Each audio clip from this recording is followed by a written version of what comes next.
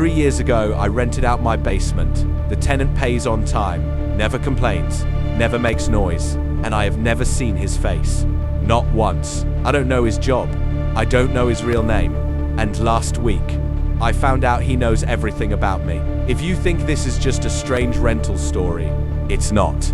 Subscribe to Hidden Truth Stories, because this one doesn't end the way you think. I was desperate for money. Medical bills, house repairs, debt stacking up. So when I listed the basement for rent, I wasn't picky. No background check, no references. Then he emailed me. Short message. No small talk. I need privacy. I will pay 6 months in advance.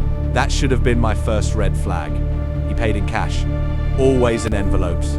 Left inside the laundry room door that connects the basement to the main house. We agreed on one rule. He enters through the back entrance. I never go downstairs. Simple. Easy. Strange. But easy. For months, everything was quiet. Then the sound started. Not loud, just wrong. Metal dragging, low humming.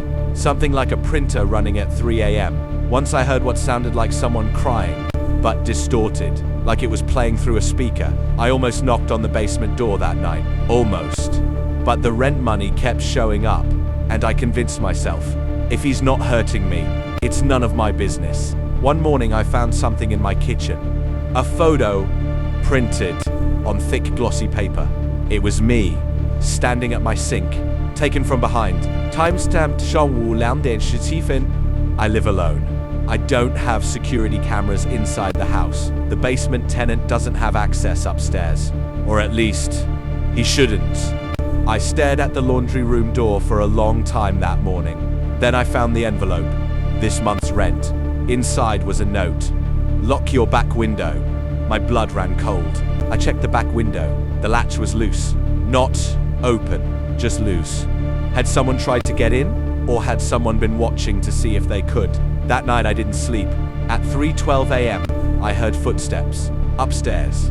In my hallway. I grabbed a knife from my nightstand. The footsteps stopped outside my bedroom door. Then I heard it.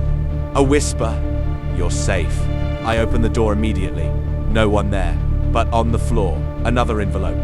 Not money this time, just one sentence. You have no idea what lives next door. My neighbor Daniel moved in 2 months ago. Quiet guy, always polite, always watching. I once caught him staring at my house from his driveway, just standing there.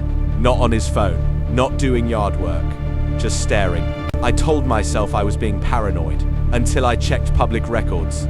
Daniel didn't exist before last year.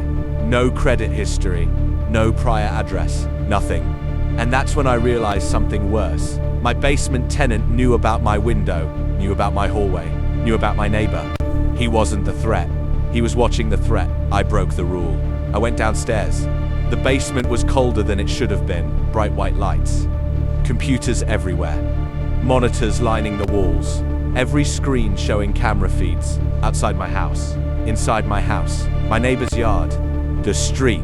He wasn't just renting my basement. He was running surveillance on the entire block. And then I heard a voice behind me. Calm. Measured. You weren't supposed to see this yet. I turned around. And for the first time in 3 years, I saw his face. And I recognized him. 10 years ago, I testified in court against a violent crime ring. Witness protection wasn't offered. They said the threats weren't credible, but someone had remembered. My basement tenant wasn't random. He was assigned, unofficially, to monitor potential retaliation. Daniel next door? Not my neighbor. Not random. Connected. Waiting. Watching for a moment of vulnerability. The photo in my kitchen. Proof that my home had been accessed. The whisper in the hallway. Not a threat. A warning. You're safe. I felt relief. Until he said something that made my stomach drop. I wasn't assigned to protect you forever. What do you mean? He hesitated. They've decided the risk is gone. Who's they? He didn't answer. He just shut down the monitors, packed equipment into cases. Within an hour, the basement was empty. No computers, no wires, no trace. And that night, there was no envelope, no rent, no note, just silence. The next morning, Daniel's house was empty too. For sale sign in the yard. No forwarding address, no records, nothing. It's been 6 months. No more noises, no more warnings, no more protection. And sometimes at 3 a.m., I wonder, was he protecting me or watching me? And if the risk is gone, why do I still feel like I'm being monitored? If you were me, would you stay in that house? Comment below and subscribe to Hidden Truth Stories, because sometimes the person hiding in the shadows is the only thing keeping you alive.